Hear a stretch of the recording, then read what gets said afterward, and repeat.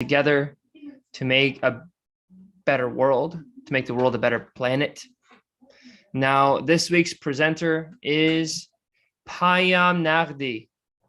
Mr. Payam Nagdi is a Baha'i from Welwyn Garden City, Herts, United Kingdom.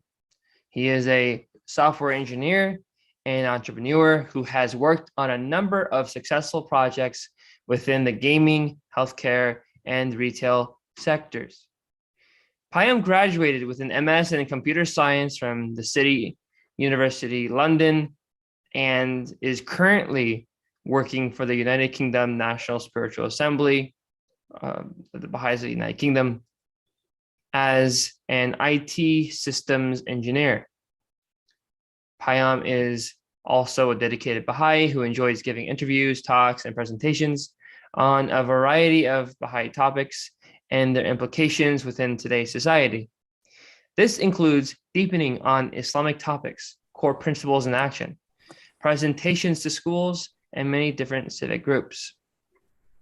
Again, today's topic is the three protagonists that work together to make the world a better planet.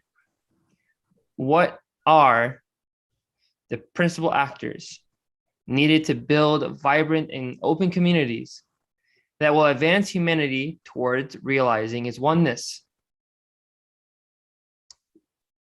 These protagonists are the individual, the institutions, and the community. Through their collaborations, these three protagonists, advancement is possible in all of our endeavors. And Payam is here to speak with us about why that is so. And I see we have Mr. Akeem is on. Hello, welcome. And we have Mr. Akeem as well here to speak on this subject with Payam. We welcome you, Mr. Akeem. I did not get my bio up. Thank you. For all intents and purposes, everyone, Mr. Akeem is one of our other speakers we have that speaks on several subjects you can find here on clearwaterbaha'is.org. You have Baha'i cosmology, communication of the spirits, one of the beautiful talks he's released. You have the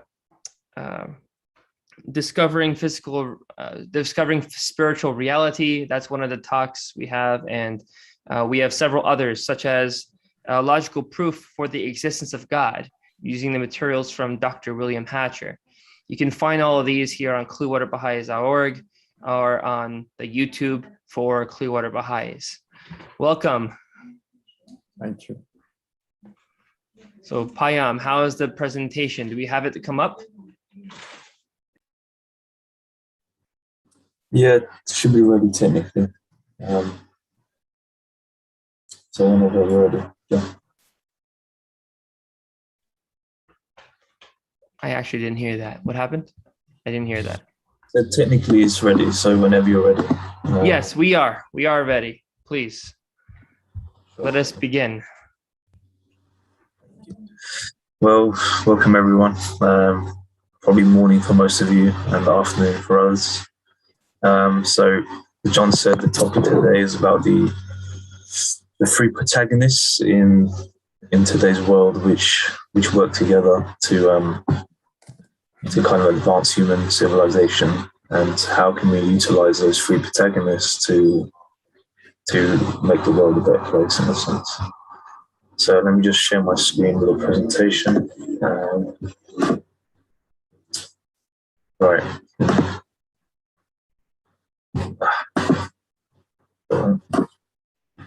Can everyone see that?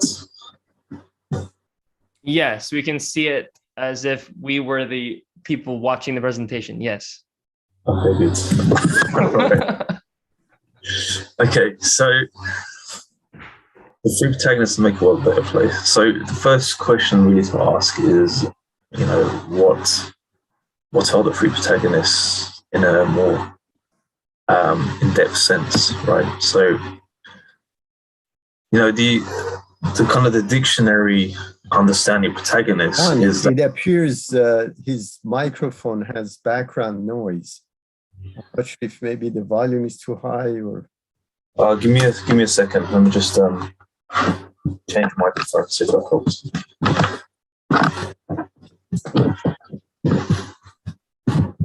Thank you for that. 1 second, sorry. So what is a protagonist? So as we have that slide up there that is now taken down, we can go over the definition. So Mr. Akeem, what is a protagonist to you? Well, let's look up the dictionary. Is much better English than I can describe. Can you hear me now? Is that better? Yes, I can hear you now. Yeah. Right, yeah, exactly. That's exactly what I was going to do. So I was going to go to the dictionary definition of what protagonist actually is. Let me share my screen again. Right, so there we go. The dictionary, it says one, a principal character or leading actor in a literary work, show or a movie, or an active participant, or a leader, proponent, or supporter in a particular cause. Now, the concept of protagonist in this context is more related to the idea of a supporter of the cause. So if we take the context, the word of the protagonist in this context, to look at, systematically restructuring society, it becomes more of a metaphor. So it's this idea of essential relationships between different actors in a society which build upon this system, and not necessarily about a particular show or drama. So, and the key principal actors in this, the three protagonists, they're all leading actors, and this is the key point in this. It's not just, one is primary and then the other two kind of work in the background as sidekicks. They're all kind of one and the same. They all have primary roles, and then they're all key points within this framework that we're looking at. So basically, yep, it's opposite of antagonist. Yes, yeah. So the antagonist would be to demoralize or change society for the worst, right? So the protagonists in this case are, the individuals, the communities and institutions, but more particularly is the members and participants of these communities and institutions that play a role. So if we dive into what each of these terms actually mean, so if we go to the individual, so essentially the individual is a member, it's yourselves, it's all of us, and we all make up a part of this human family, and we all play a part and contribute to life and society around us. An individual, as an individual, we develop ourselves with our jobs or careers, with our friendships and relationships. The choices we make affect others, affects our people around us, and affects ourselves as well as people. And really, the goal of an individual should be really to become a source of good and productiveness in society. And now the Baha'i says here, the honor and distinction of the individual consists in this, that he among all the world's multitudes should become a source of social good. And to actually try and achieve this, we have to have this strong sense of purpose within us and this develops this motivation to help to grow ourselves intellectually and spiritually, and to contribute to the society around us. And these processes are they're not separated from each other. So as we grow ourselves as individuals, we're also transforming society around us. And in the Baha'i faith, this is known as the twofold moral purpose. I don't know, Mr. Hakimi, did you want to add anything to that? Yeah, you're on mute.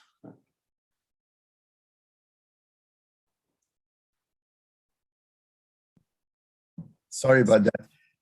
The individual has to be defined in terms of ability, because every individual comes with its own socioeconomic background, religious affiliation, cultural influence. So we need to define the individual based on source of the knowledge that they have.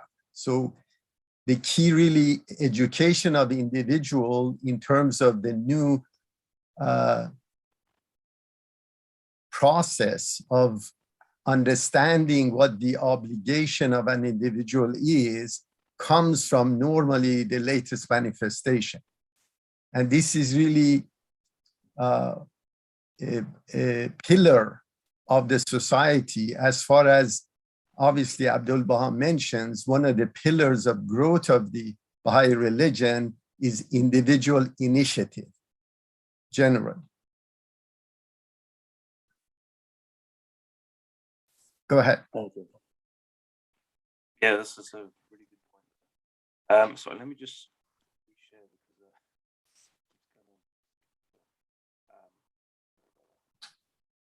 The PowerPoint was sharing fine just now.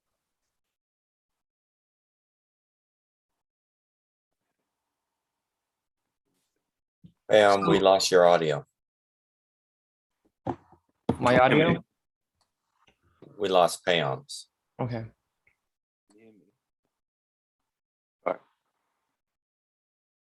So to recap, each individual is a unique entity, and their background, what makes the individual, needs to be considered in this equation when we consider an individual, correct?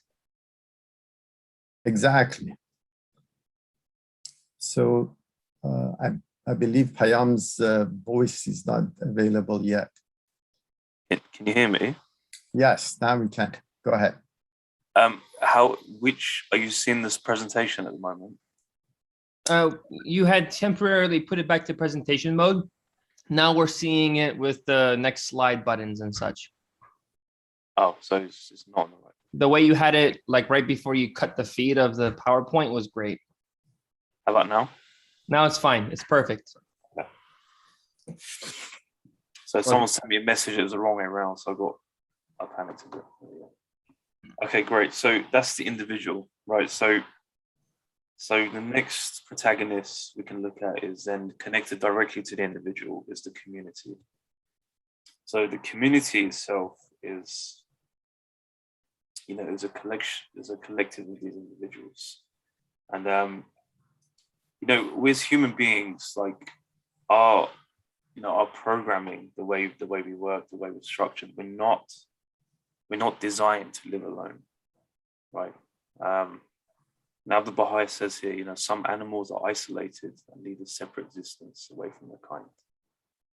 But this is impossible for man. In his life and being, cooperation and association are essential. Through association and meeting, we find happiness and development, individual and collective. So it's this concept that we as humans, we need to be in communities. This is how we thrive. This is how we develop. This is how we evolve. And there are some animals in the world that live isolated, but this is not the purpose of humankind. And this idea of community can emerge out of different kinds of associations. It could be members of villages, neighborhoods. It could be a religious community. It could be an educational established like universities or societies within universities, or it could be members of different career paths, jobs, and professions.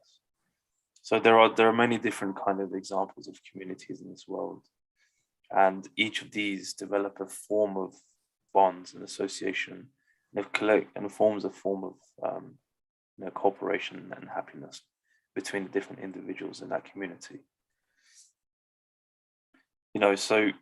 And really the culture of communities and the attitudes, the behaviors and stuff. This is members defined by the members' collective sense of purpose and this idea of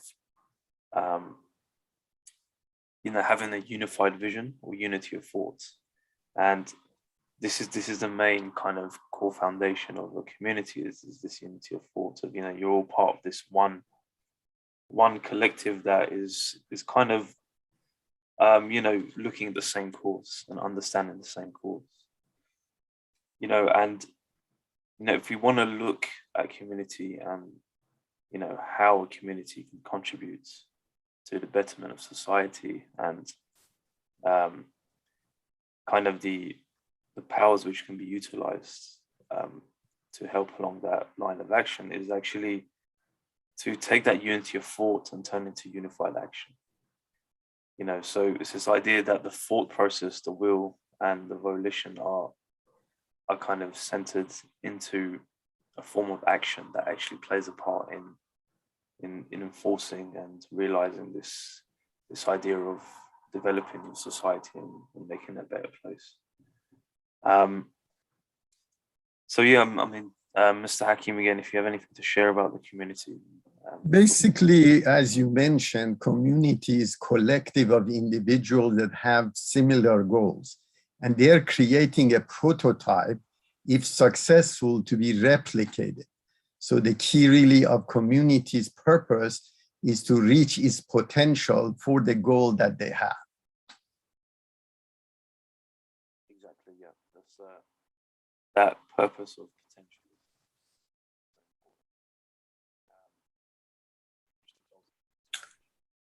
We're losing your voice. Yeah, we didn't hear your voice. Sorry, this microphone has been playing up recently. Can you hear me now? Yes. Yeah. Okay. So yeah, I just agreed with Mr. Hakim. There's a good point about intention of purpose to reach your goal is an important part of this community building process. Right. So then the question asks, what is it that kind of coordinates this action? And this is where the third protagonist comes in. So the third protagonist is the institution, right? So for communities and societies to function at a high level, and not just a bunch of individuals running around trying to do their best, there has to be a kind of coordination, and this is where the institution plays a role. And inside society, the institution is like the promoters and the promoters of vision, of action. It coordinates resources, and it administers to its general affairs. And in society today, we can see that institutions are things like parliaments, governments, universities. You can have all kinds of artistic establishments, non-governmental organizations, religious institutions. All of these different institutions play a part in shaping society to work at that function at that high level, to understand the and that unity of vision and to coordinate it among all its members. So this is where the institution plays a key part in this system. Again, Mr. Hakim, did you want to share anything about this? Sure. In general, institutions that are designed with a top to bottom model, that means that it's a pyramid and decision-making process is done based on the heads of that institutions are not successful as bottom-up process. That means that the individual within that institutions define and collaborate to create the roadmap of the institution itself. And when we look at the ecclesiastical system today as religious institutions, majority of them are falling apart because it's top down. It's dictated from the top. And there is a distinct differentiation between Baha'i institutions, which are, again, bottom up, similar to most efficient method of creating those institutions. And individual initiative is a major factor in delineation of the roadmap that has to be followed. So these are critical aspects of local elections, national elections, and universal elections process and initiative that individuals are playing a key role in terms of defining that model, which is completely different than traditional other ecclesiastical structure. Yeah, it's a very good point. You know, the role of institutions should really be this idea of collaborating the efforts of the individuals and communities, and not trying to force a bottom down system which never works. And A top down system. Sorry, yeah, top down system. Yeah. Top down system. This is what I meant. We work the bottom up way of the working from the bottom. You know, as individuals to communities, this is how change is administered. And institutions should just provide the, you know, coordinates that effort, and Exactly. not try and force upon individuals and members to work on that. So yeah, these are the three protagonists. Now we've talked about a bit, but the next question is then, how are they really connected? You know, so you know, there's this understanding that, you know, general understanding that as humanity, we're reaching this collective maturity or collective consciousness. You know, the way we're connected in the world today is significantly different to the way we were 200 years ago, or even, you know, even less than that. You know, we can all have this connection. Like, for example, we're all on Zoom together right now in different countries talking about the same topic. So there is this awareness that's coming about, this collective maturity, and with this maturity there needs to be this understanding of relationships between the communities, individuals, and institutions. You know, so you know, these three protagonists have always relied on each other throughout all of history, and it's through these three protagonists that civilization was always advanced. You know, and you know, in the past, you know, there's always been old paradigms of conflict of, you know, the institutions versus the individuals and so on and so forth, that played a part in this, but there was always that connection that developed all three of them. But we need to understand that we're in a different type of world now, and we need to find new ways of connecting these three protagonists together. So, you know, we really need to accept that these three protagonists have to work together to build up civilization. You know, and to have that understanding, that unified understanding, it changes this idea of exercising, you know, oppression and power over others, and to actually release this concept of the human spirits that plays a part of, you know, the power of love that comes into it, of justice and of unity of thought and action. So there is this strong connection that exists there that needs to be recognized. Mr. Hakim, did you want to add anything to it? Yes, first we need to define where is the source of this new ethics that we're discussing, the awareness of the new ethics. And if you look closely, majority of those Western cultural adaptation of the new ethics come from Baha'i religion.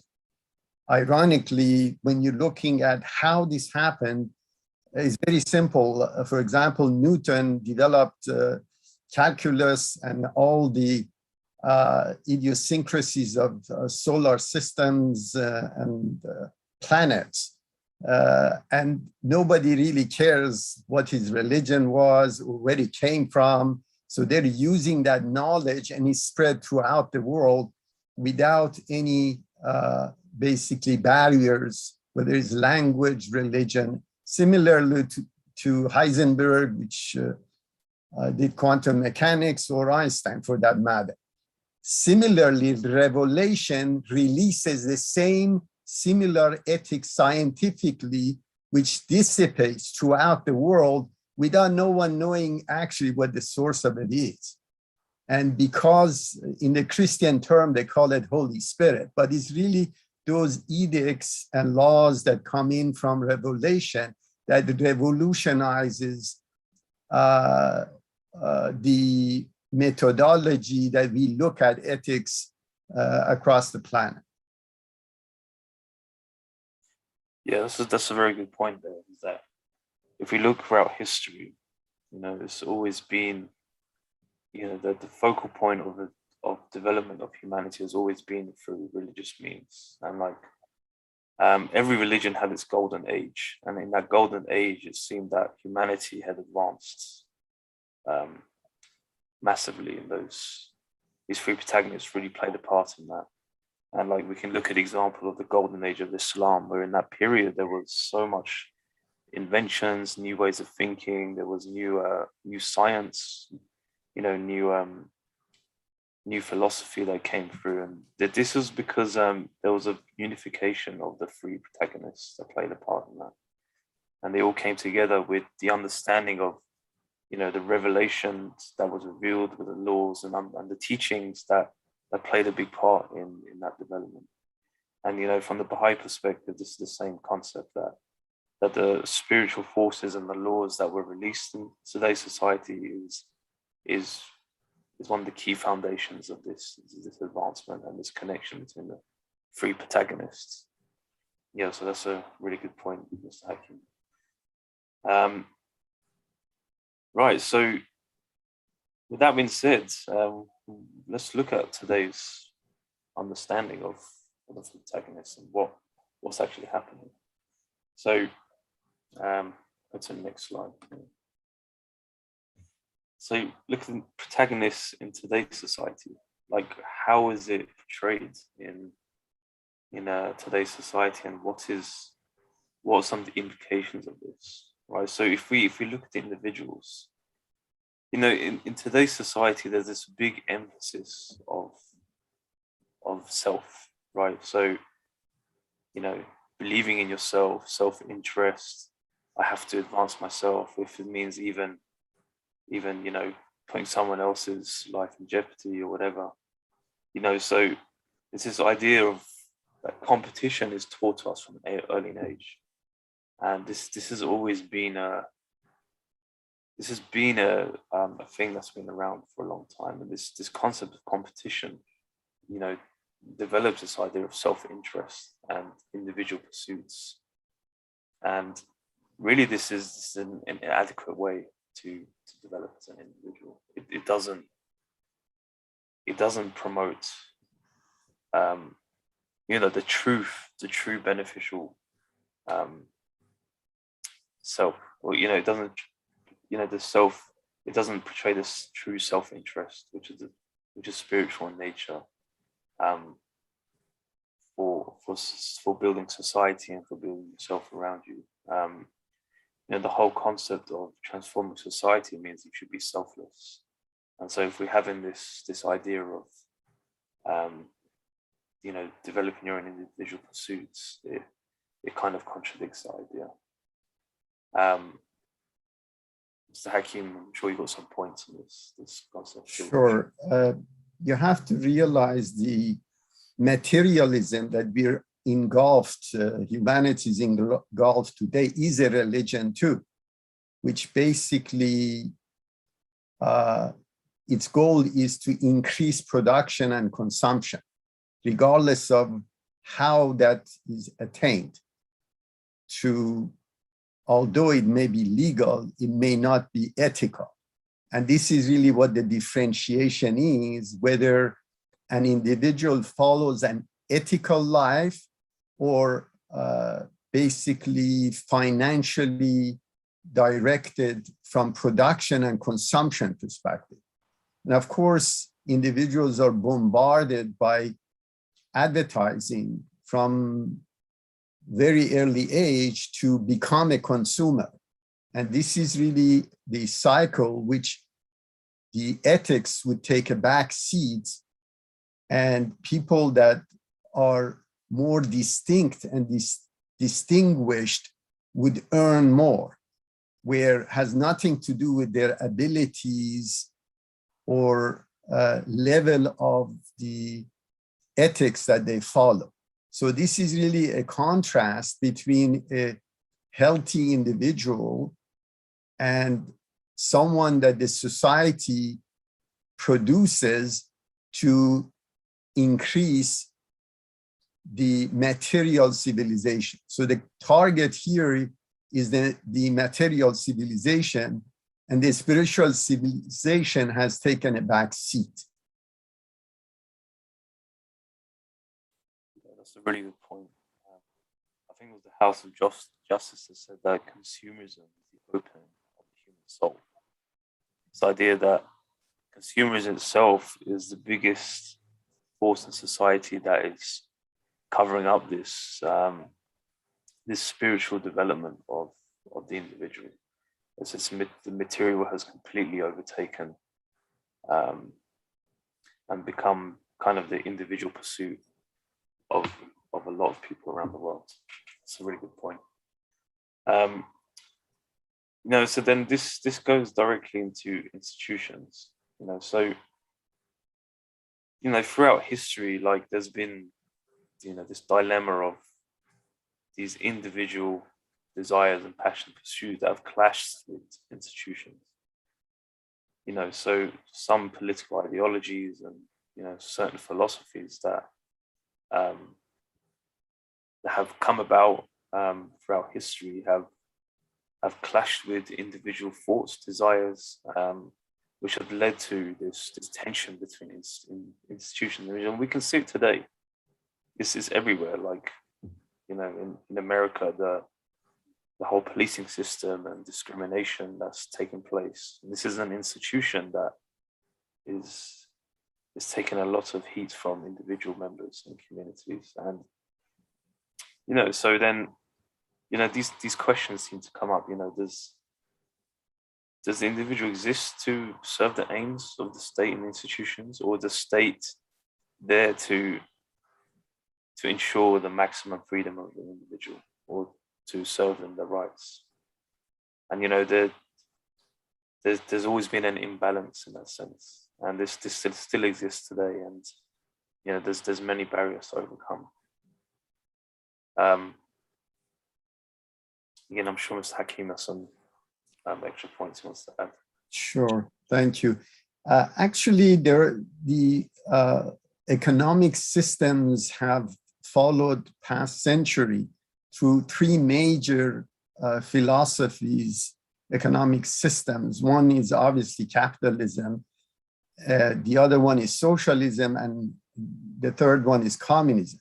For all practical purposes, communism, with the damages and atrocities that is caused, has been all but a couple of countries been phased out completely. So now we're looking at the socialistic or socialism versus capitalism, which both of them have failed. And the reason is that on the socialist side, equalitarian type of philosophies causes poverty. It causes basically distribution of wealth, which in turn bring in basically demise of the society, because it disincentivizes people to do the best they can. On the other hand, capitalism fails as well, because its purpose is maximizing the profits of the institutions or corporations and global entities that protect the interest of the stockholders versus humanity and community that they serve to. So both models are failing today, and we see the result of it. Of course, Baha'i doctrine has a medium between the two that keeps the cohesiveness of the society, making sure that justice and equity is applied to the community.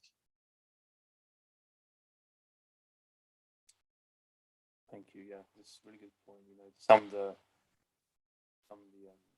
current systems of government really. Your sound went in and out. If you want to repeat that, Payam.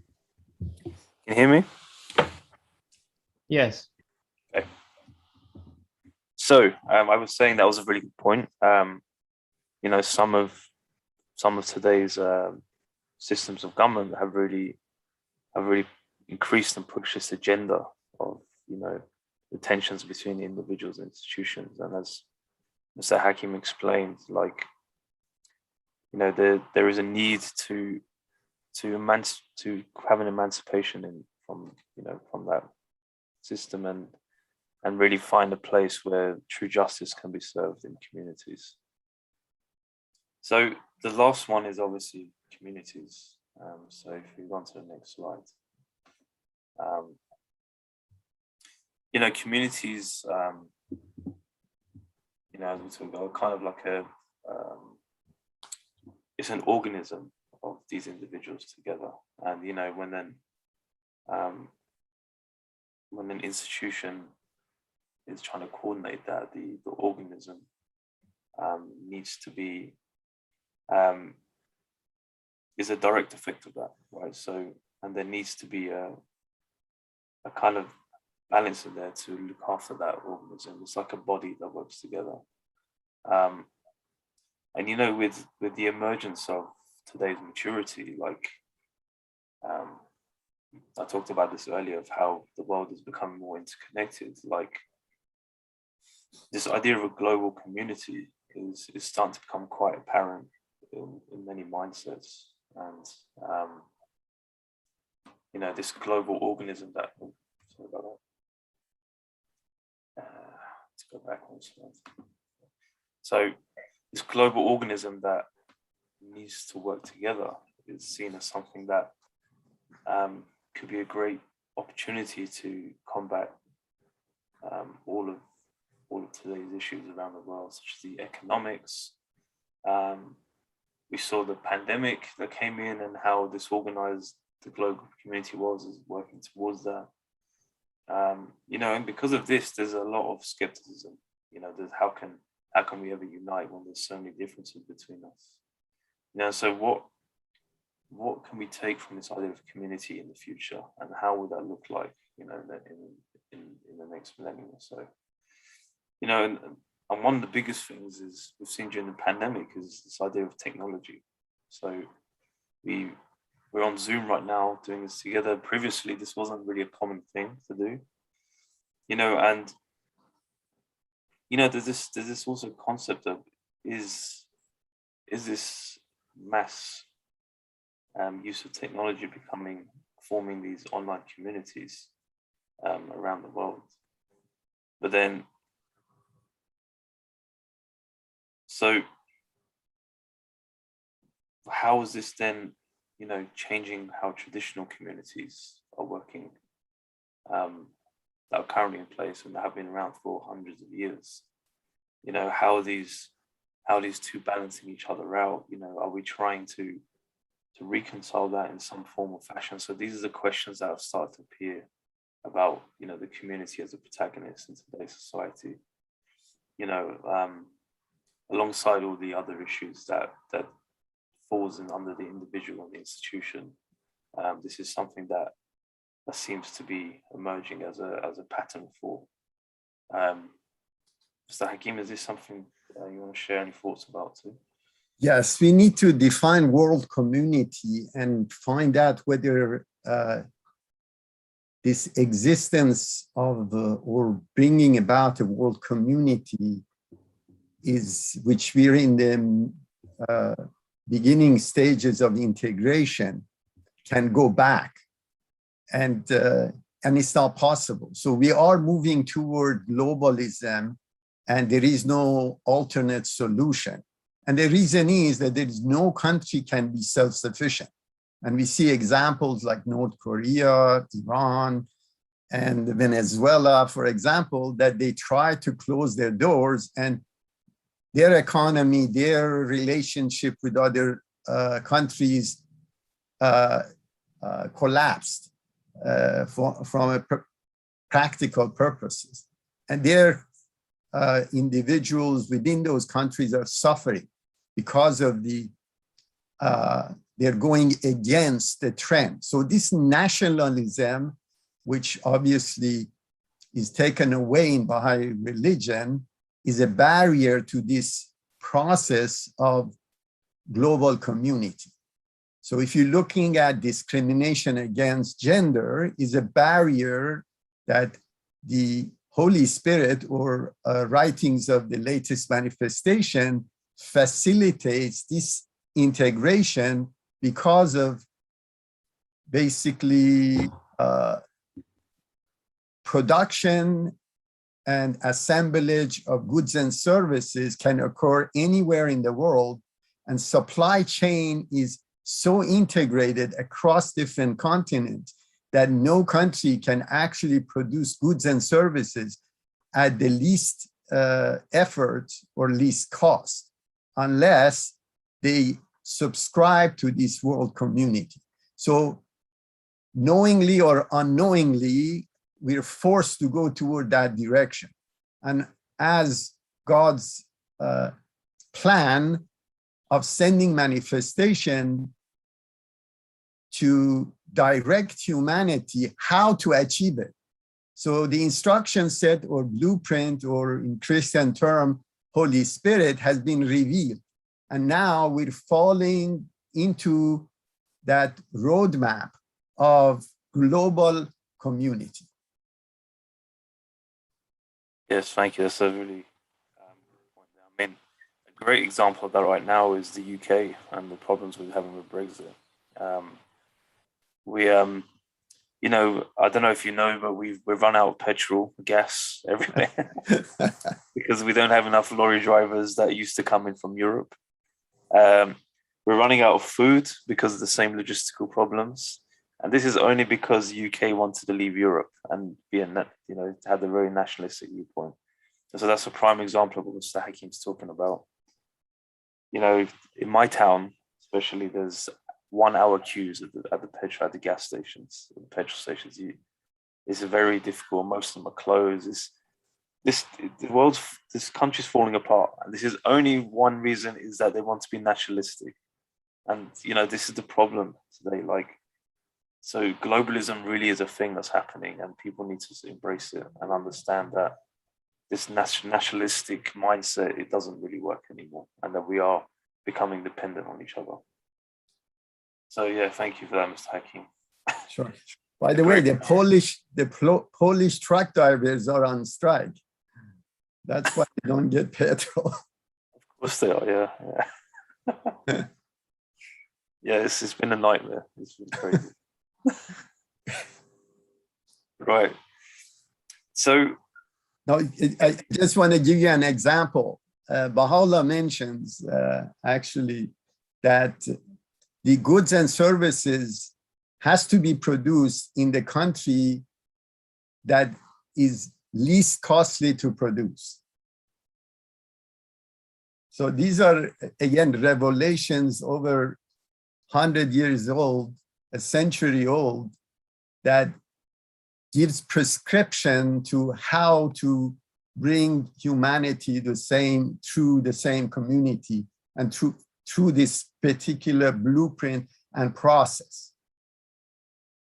I didn't actually know that. That's a very interesting point there. Thank you. Great. So you know, we've seen what issues. So we've talked about the three protagonists and how they are in today's society. So now we've started looking at how do we make that shift, this transformation, to start moving into this concept of working together in a united fashion to advance civilization. So ignore that slide. There we go. So this, you know, we have to essentially we have to educate ourselves. You know, so this was already mentioned, but you know, there's a big interdependence of these three protagonists that play a part. And you know, because of what's happening in today's world, the world is moving, but it's moving in a form of collapse. and it's not moving in the direction that it should really be moving. And we need to find a new understanding and a deeper understanding of how these three play a role. And primarily this, fundamentally this comes down to an individual level. So it comes down from bottom up, and this comes down as individuals. We need to have a deeper understanding of what our purpose is, of what the purpose of life is, and how we can use that purpose to advance civilization. So, the greatest so the greatest transformation we'll do is raising that consciousness, like raising that consciousness within society as a basis of mature action. So, if we look at what the writings of Baha'u'llah says, the revelation of Baha'u'llah is engendered a form of it started breaking down society. It's changed this. It's created a tumult, right? So it started collapsing society because it's not working in the way that it should be working, and it's something that has happened, since from Baha'u'llah's revelation. As Mr. Hakim talked about, the spiritual forces that are released. It's all of these spiritual forces. They're there to make a change, and the way that we think right now, just our understanding, is not in line with the forces that are at play in society, and this is why there is a collapse. I don't know if you, Ms. Hakim, want to share a point on this.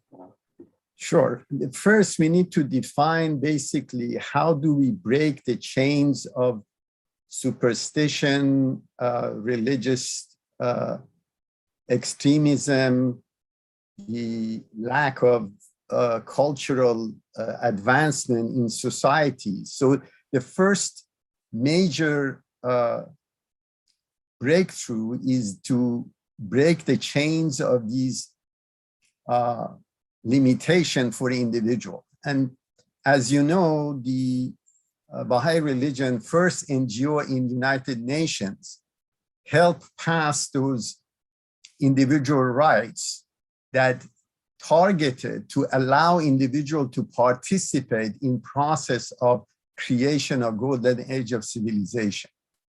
And over 180 countries subscribed that, which source of it, majority of those edicts related to individual rights came from Baha'i religion with the help of the first NGO in the United Nations, which was the Baha'i religion, seat in the United Nations. So that's the first aspect in terms of creating a floor that each individual can participate in this process of global interaction between humanity. Examples are elimination of prejudice against race, religion, language, national origin, gender, and so on. Individual rights to belief, individual rights to choose your own religion and or political system. Freedom of speech. These are all idiosyncrasies of revelation of Baha'u'llah that has been instituted based on prophecies within Baha'i religion, that such an institution would be created and would try to conduct the affairs of the world in general. So this individual that we're discussing first needs to be educated to what rights they have. Majority of them don't. And the reason these edicts didn't come before 1800s was that majority of people were either uneducated or starving practically, because 94% of them couldn't read or write and barely would make $2 a day as far as earnings are concerned. So their concern was to stay alive. Now we're dealing with a completely different world, and the recipe of survival and progress of the society came from revelation. And these are elements that you see now propagated and accepted by majority of countries in the world. Albeit is not being implemented because those doctrine, which is accepted from a political perspective, has contradiction or paradoxes with the local cultures or local religions. And even in the United States, as you pointed out, discrimination still exists. Although on the books, we're supposed to be just. So these are classical examples of educating humanity first, each individual, what rights they have. And once they know what their rights are, they can defend it. And that's really the key about transforming society and moving toward globalism, which creates the golden age of civilization. Yeah, very comprehensive there. Thank you, Mr. Hakim. Yeah, so, the consciousness of these, these teachings that have been brought in, they need to be utilized. And as Gilbert Hakim says, when we utilize this, we can start making those changes towards that golden age. So just maybe I just provided a dictionary understanding of consciousness. So the idea is that consciousness is this awareness, or wakefulness, alertness, and responsiveness. So notice that there is this there's this kind of hint at action. So consciousness involves a form of action when it says you're being responsive, alert. So there's a connotation of action within consciousness, not just an understanding. And I think this is something that's quite important to understand. So, along this point, Abdu'l-Baha actually tells us that human intellects themselves must change. Right, so the intellect that we have, the understanding that we have, and the intellect has to be reformed. So when this intellect changes, and this also reflects in our actions. So this is the first step of transformation. And he goes on to say that the change in mind becomes a change in deeds, and then the change in the world. And along that point, the antiquated forms of belief and ancestral imitations that have been developed by the mind of man, because of development of humanity throughout time. They're not absolute truth, and there are variants with divine reality, and they must be reformed. So we must always try and find the absolute truth. And so this is where the change in intellect takes place.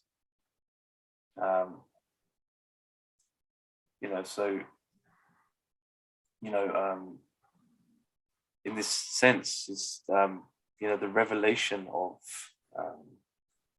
all the manifestations that come and the messages. Essentially these are of the higher realm, and the perception that they bring, the revelation that they bring, is far above any of that human being. So essentially, every time there is a new revelation in the world, this raises the bar of the knowledge of humankind to a new understanding of intellect and behavior. And so this is the foundation of why revelation comes. And from the Baha'i perspective, the revelation of Baha'u'llah has brought in a new understanding, a new belief system, and a new way to a new fashion of behavior and character. Sakim, did you want to share anything about this? Sure. If you look closely, all the elements within the universe follows the laws of thermodynamics. That means that the entire universe is going toward disorder. The effective energy, it turns into waste. So any structure, as time goes by, it deteriorates and decomposes to its primary components. So religion is no different. So any religion which has a period of effectiveness would go through this process of rejuvenating humanity, going to its zenith of golden age, and then it sunsets like any other processes. But one law, one element has been defying this law, and that's called civilization. Why is it that civilization is growing and never goes back? Civilization is continuously increasing and expanding. And the reason is that there is an infusion of energy or thought from outside the system that causes this system of civilization to grow. It's not from within, it's coming from outside. So this infusion is true revelation of manifestations of God that releases energies, although intellectual, to transform society, to take it to this next stage. Now, when you're looking at, for example, scientific areas, Einstein, Heisenberg, Newton, Descartes, and so on, they produced actually few laws. For example, Einstein had only two concepts regarding curvature of space for gravity and E equal to mc squared. But when you're looking at the vastness of revelation that covers hundreds of volumes, and each chapter is a law and reality by itself, you see that the vastness of the revelation. And Baha'u'llah mentions that this revelation is complete. That means it covers. And it is an efficient cause, or Holy Spirit. Efficient cause means that it doesn't create paradox between its doctrine. It is the most efficient way of performing a task. So this blueprint has been released from that perspective within the society, and we see the fruits of it right now. Every decade now you see a jump in material progress of civilization, as well as awareness of humanity.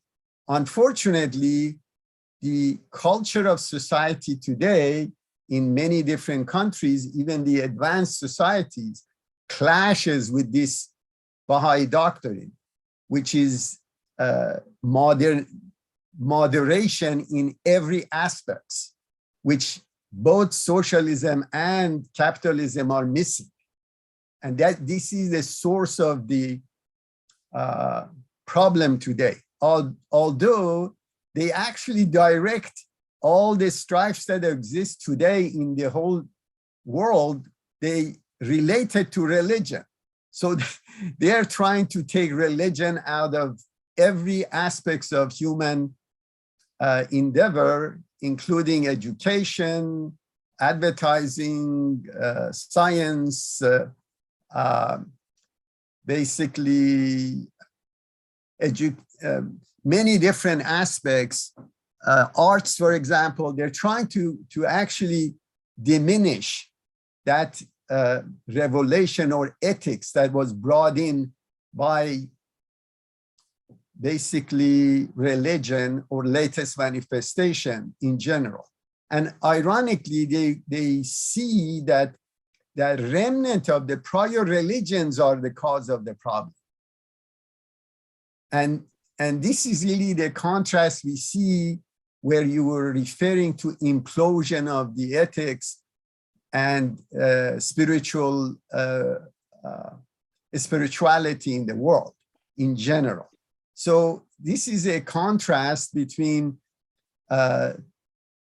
two interactions of implosion of the ecclesiastical system that currently is in place, and they're being blamed rightfully or wrongfully for the ills of the society, as well as the new phoenix that is rising from these ashes, which the latest revelation that has the true roadmap of the society that would eliminate those ills in general. Yeah, thank you for that, Mr. Hakim. Really good points. And actually, there was a quote from the Bible on the next slide which kind of reflects on what you're talking about. So from the Gospel of Luke, it actually says, "And no man putteth new wine into old bottles, else the new wine will burst the bottles and be spilled, and the bottles shall perish." So it's this idea that, the way civilization is growing, if we follow our old patterns, that bottle will smash, and we need to have a new bottle to allow us to advance and keep advancing. So it's a very beautiful analogy there, which is related to what you said. So when we think about this point of this intellect and how we have to change that, so there are certain questions in terms of consciousness that come up. So we have some of these questions, like, who am I? Where am I? Where am I going? What should I do? And one question could be, who are we Baha'is? Or, could be any other identity that you associate yourself with.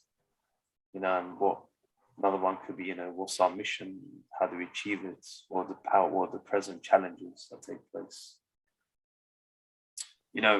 So these are the levels these are the questions that we've asked ourselves when we think about the intellect. How do we keep ourselves accountable for these things? When we start having these line of questionings, we start thinking about our spirit. We start thinking about this. We start coming out the material limitations of how we go about our life. We start to think about how do we seek truth. So there are certain elements of consciousness that we have to address, of intellect and how we change. And the writings, the holy writings, they provide a lot of answers to these questions, actually. So the revelation actually provides us with, how we should think and, what our reality, our true reality is, and how we utilize that and how we actually apply that to our lives. Did you want to share anything, Mr. Hakim? Sure. First, we need to start with individual to know ourselves. And obviously, we're especially American Baha'is are basically inheritors of the dawnbreakers in terms of propagation of the Baha'i religion. So our ancestors are those martyrs in Iran, and the objectivity is to comply each individual to the best of ability, changing to the characteristics that the Holy Spirit likes us to do. In the same environment, we need to create communities that reflect the Baha'i doctrine, which we haven't been so successful so far.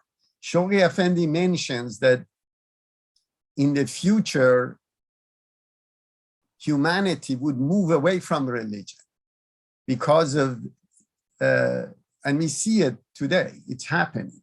And it's because they blame religion. And once they eliminate religion from the affairs of day-to-day of humanity, they find out that society cannot sustain itself, and it would start to get corrupted from inside. And then they will look for a prototype of the doctrine, religious doctrine that is free from the disease that exists today. Whether it's alcoholism, prostitution, you have basically political strifes, you have prostitution of art,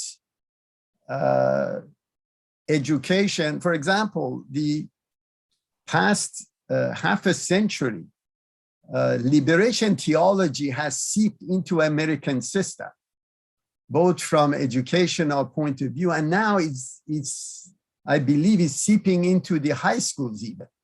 And this ideology of basically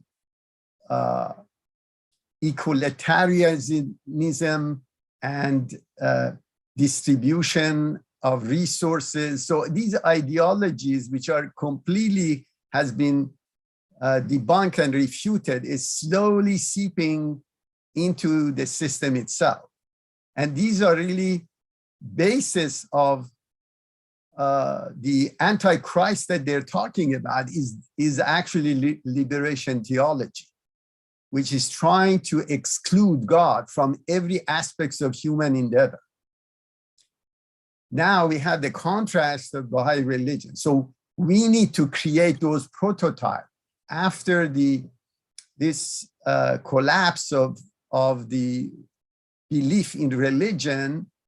And when the humanity recognizes that they cannot live without religion, Baha'i doctrine should be ready to produce those communities with application of the Holy Spirit or efficient cause or Baha'i roadmap to create those communities that are free from those prejudices, free from basically deficiencies of the current society.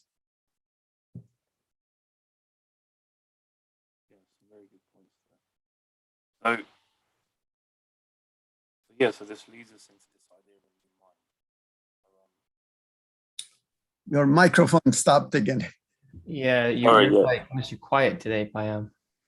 Just the problem is my laptop mic has a massive fan, and this mic seems to be dying on me for some reason. So Yeah, I love how you said the problem is, then you start talking, and we can't hear you.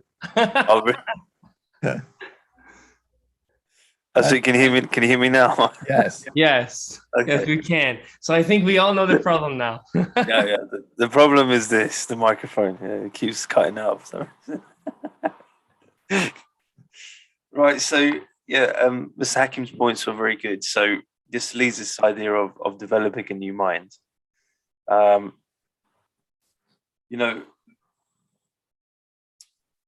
we need to understand that to create a new mind, we need to detach ourselves from current conditions and present conditions. We need to free ourselves from these false dichotomies, these ideas of polemics and judgments of success or failure or fearful mistakes. And we have to be ready to take in new knowledge and have an open mind and seek truth. So,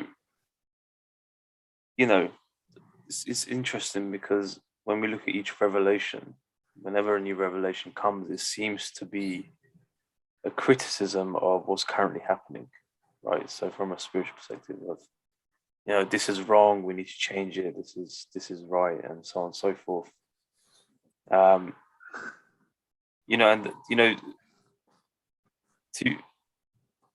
Spiritual revelation itself is there to suggest that there needs to be a new way of thinking, there needs to be a new understanding, and it doesn't make it irreligious. It just introduces a new concept. So we have to learn to detach and try and understand what, if there is any new things we can learn about what's being presented in front of us, without criticism and condemnation. And we need to be able to have a judgment-free understanding of that. So really then, the first obstacle to changing ourselves as individuals is our own self, right? So, Baha'u'llah says, therefore, an enlightened man of wisdom should primarily speak with words as mild as milk, that the children of men may be nurtured and edified thereby, and to make the ultimate goal of human existence, which is a station of true understanding and ability. Right, so we have to be able to overcome this idea of, sticking to our viewpoints and criticizing each other, and have open discussions and consultations about, what truth actually is, and how we can use that to advance our understanding and our intellect. And then, when it comes to,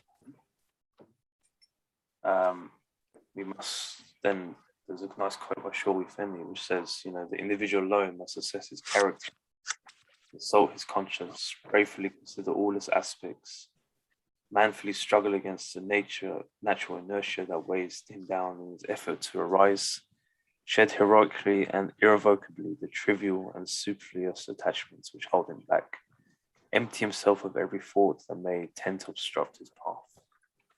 So we have to understand that, we need to completely detach from things that we think we've learned already, and with an open mind and an empty mind is to try and see where truth exists in anything that anyone presents. And this is a really important point.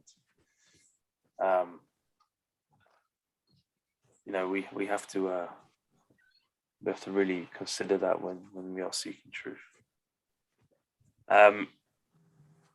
So I don't know how much time we have, but I believe it's the time to answer the questions. There was a question regarding the woman playing a key part in the change.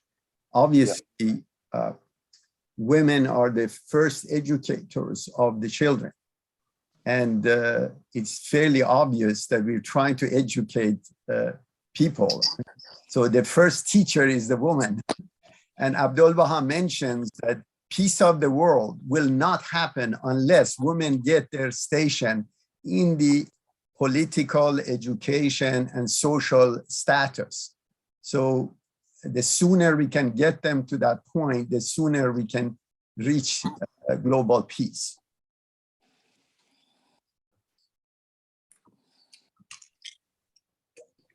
I think there was a second question about how indigenous communities help with our change. So that's a really good question. If we look at Australia as an example, the indigenous people in Australia, there is still a big elephant there in the room about who owns the land and who doesn't, and how this affects change. And what you find is that the indigenous people actually have a massive affiliation with the land that they live in, with the way they care for it, the way they handle its aspects. And all the different indigenous tribes in Australia have their own way of working and collaborating with each other. And the Western civilization that went there to establish things, they didn't really recognize the rights of these indigenous people. And so there is a tension there. But if we learn to understand and, you know, really come to unification with the understanding of the indigenous people of, say, Australia, you know, there is a big, it's a big benefit in terms of spiritual transformation, because fundamentally indigenous people have a very good understanding of the spiritual aspects of their culture, their life, their communities, and this is in contrast with the secular West's understanding. So, there have been cases in Australia where certain indigenous places, and what they call them countries, have unified with certain Western cultures. Especially, there's been a couple of places where they've actually accepted the Baha'i faith as a kind of main religion, and used that to kind of advance their culture and their community. And it's been a very interesting transformation in those areas that this has happened. And and this is the same with most indigenous areas in different countries, and there has to be this understanding of where they come from, and this and the application of incorporating their viewpoints within society.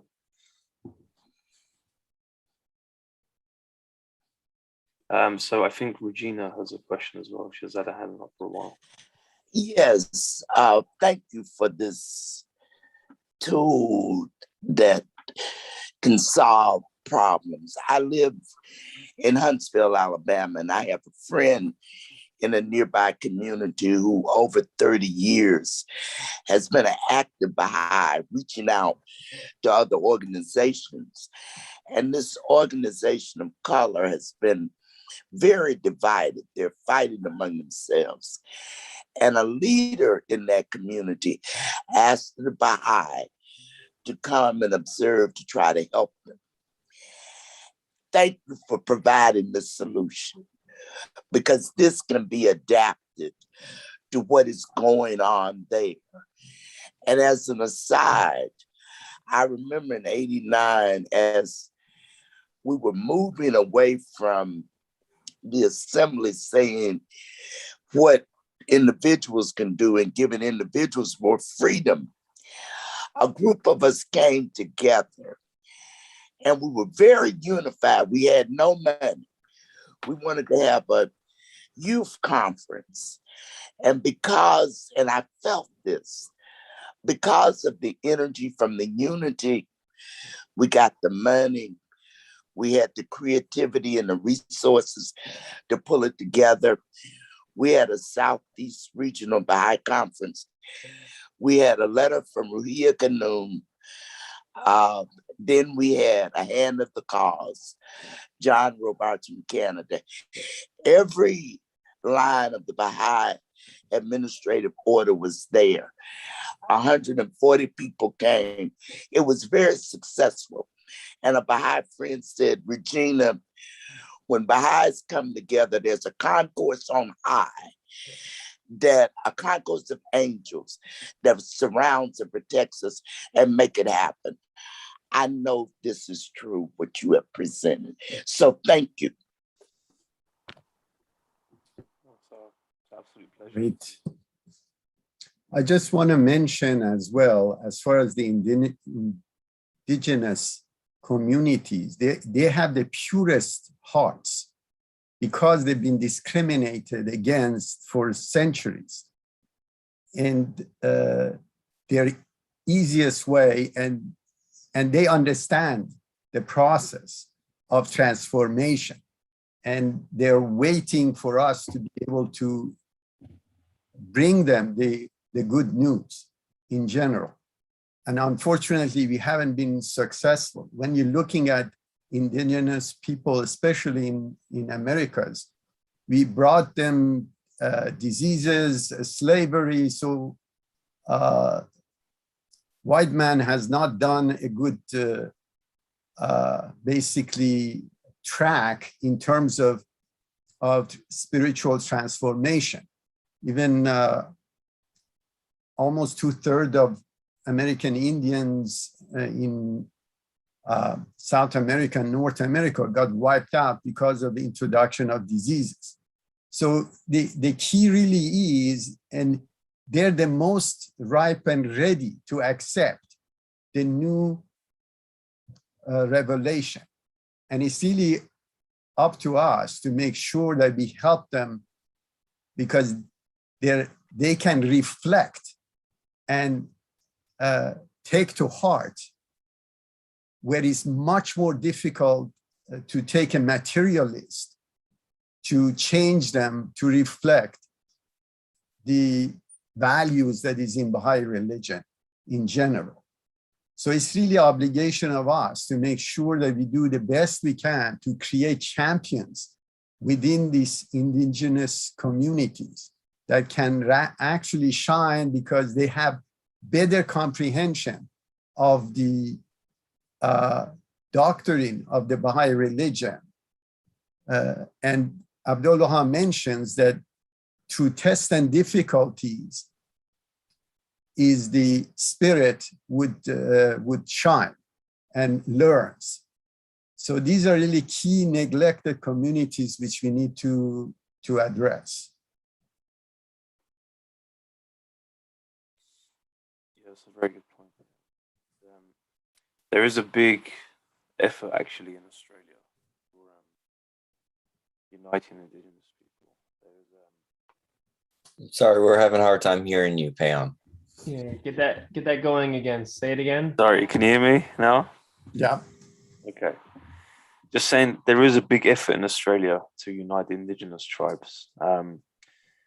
There wasn't one member of, he was an Indigenous person who used to be on the NSA of Australia, actually. And he's been going around to different tribes along with some other people that volunteered to unite the tribes, to also talk about the faith. And then, you know, some faiths have actually accepted the Kitab Aqdas as a new spiritual law of their land, which is a very big step. And there is actually a passage by Shoghi Fenni that says, he speaks quite specifically about Australia, that Australia will not unite as Baha'is until the indigenous tribes accept the Baha'i faith, which is a very big statement. You know, that goes on, that continues on from this idea that they were pure of heart. They have this understanding of spiritual concepts, and they have a good connection with the lands, which you know, in their view, it is their land, and it doesn't belong to the Western Australians, which settled there. So yeah.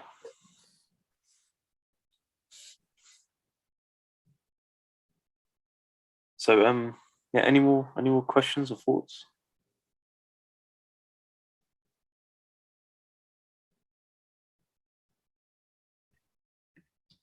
So I have a question. This balance between the individual, the community, and the institutions, how do we get that balance, and how does the Baha'i faith offer this solution to provide that balance? I can say a short point, then I'll Payam, can you say that again? So yeah, sorry. So I'll say a short point, and I'll hand it to Mr. Hakim. So the balance really it comes down to there's 2 points, right? So there's 2 points mentioned in Baha'i faith. One is we really talked about moderation. So moderation is a key point in the maturity of humanity and making these protagonists work together. You know, because you don't want to be many societies have extreme of one side or the extreme of the other. But if there's a moderation, that is one of the key first steps into this, finding this balance. And the other one is false dichotomies. So creating these dichotomies that don't actually exist, you know, like if I can't be this, I can't do that, or you know, one of them is how can I help myself? How can I help communities if I can't help myself? That's a false dichotomy.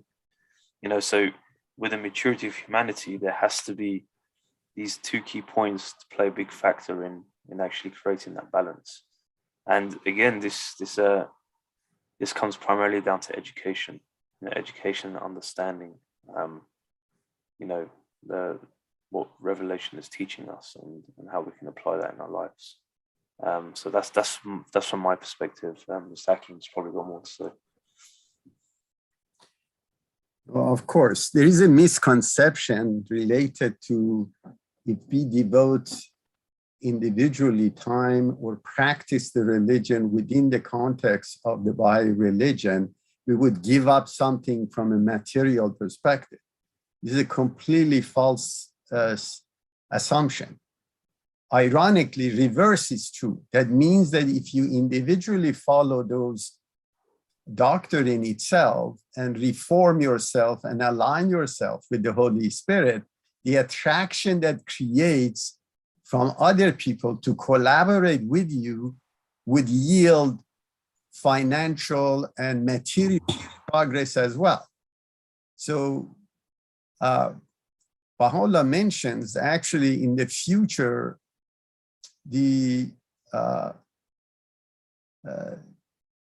foots of the legs of the chairs of the Baha'is would be from gold, because they would be trusted so much that everybody wants to become like them. And this trust is creating that process. So these are not mutually exclusive. As a matter of fact, is complementing each other. Now, in the old doctrine, the seclusion or praying all the time and basically contributing most of your resources to basically help heal the community from material perspective has limited impact. The major impact is propagation of the doctrine itself of the Holy Spirit, which has fundamental change in behavior of individual communities and society as a whole. So this really is critical for us to understand the failures that occurs in individual. Majority of them occurs because we would violate those doctrines. Now, if you get basically, you attract test and difficulty because of practice of the Holy Spirit or doctrine of Baha'i religion, Abdul-Wahab mentions, it's like a gold that is put into a furnace and all the impurities would disappear, actually. And the progress would occur because of the purification of individual through tests and difficulties. But this process will not have any impact in terms of giving up something to gain something else. And this is the point I was trying to mention. Thank you so much. Thank you so much for this. We are about out of time for today, and this has been really, this has been very deep and sometimes silent on Payam's end, but very deep. That silence was needed for pause, for reflection. That's what it was. Payam was telling us to pause for reflection. And that actually is the conclusion. We ask that you pause and reflect on what we've spoken about here today, as there is a lot more information to be learned, a lot more to just realize in thinking about this balance between the individual, the balance between the institutions, and the balance between the community. All three of these elements working together to promote a better world. Thank you, Payam. Thank you, Mr. Akeem, for joining us today. We appreciate it. We hope you have a very beautiful Sunday, everyone, on Facebook, Zoom, on YouTube. Thank you for joining us. Thank you.